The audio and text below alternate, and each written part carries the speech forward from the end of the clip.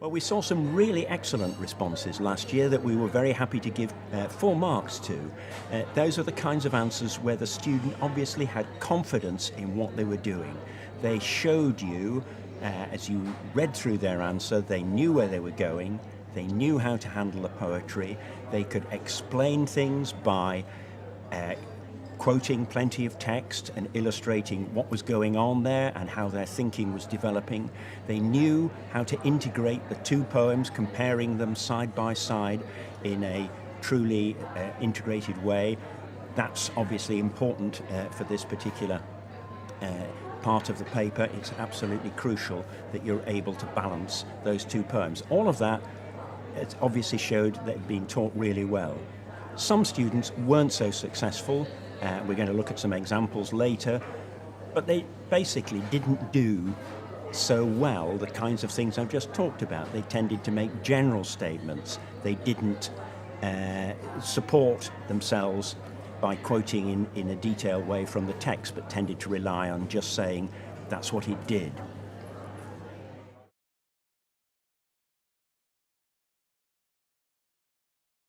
Well, it would be great, wouldn't it, if I could say to you, yes, there is, and if you just follow the instructions we're going to give you now, you will get there. But of course, that's just not true. There are lots of ways of achieving a good answer. What we're looking for is your evaluation, your response to these poems. You show us what you can do, what you've understood about these poems, and convince us by using the text to make those points. That's what we're looking for. If you look at the marking grid that comes with the examination paper and the results and everything, you'll see that it uses some words like these: a critical and evaluative argument with sustained textual features. So that word evaluative means you need to be weighing things up, perhaps thinking, well, I could read it this way, but actually, when I think again, it could be read a different way as well. In other words, you're still thinking about it. You're not looking for one right answer.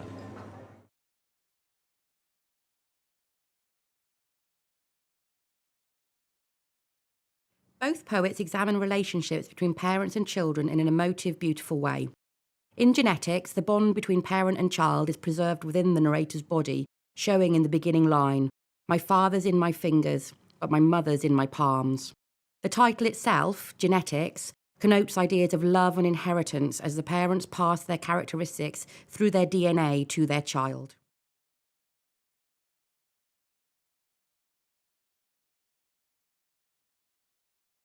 So that's a really confident, assured opening. It's a clear sense of, I understand this poem, I know where I'm going to go with it, and also I've not missed the fact that the title there can tell me something.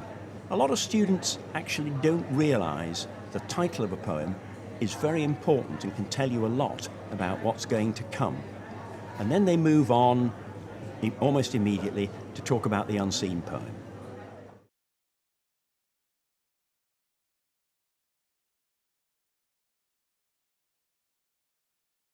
Within When 6 O'Clock Comes, though it is not clear, I get the sense that the narrator is the motherly figure of the newborn child.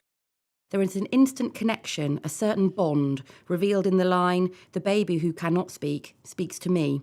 This is a strange, ambiguous line.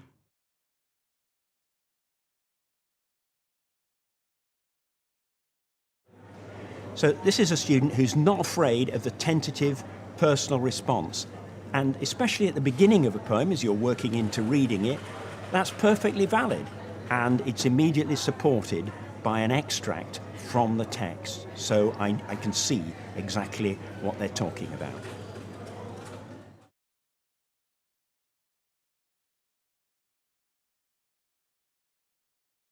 The hands become a recurring motif, symbolising the bond between parent and child. The poem starts with the poet saying, "I know my parents made me by my hands," and ends with a subtly modified version, "We know our parents make us by our hands." Through the change in personal pronouns from I and me to we and our, there is a sense of journeying in the poem. The ending is suggestive of a love poem, as the focus no longer seems to be on the narrator and their parents, but on a new relationship, as she begins a persuasive argument, perhaps addressing a lover. so take me with you.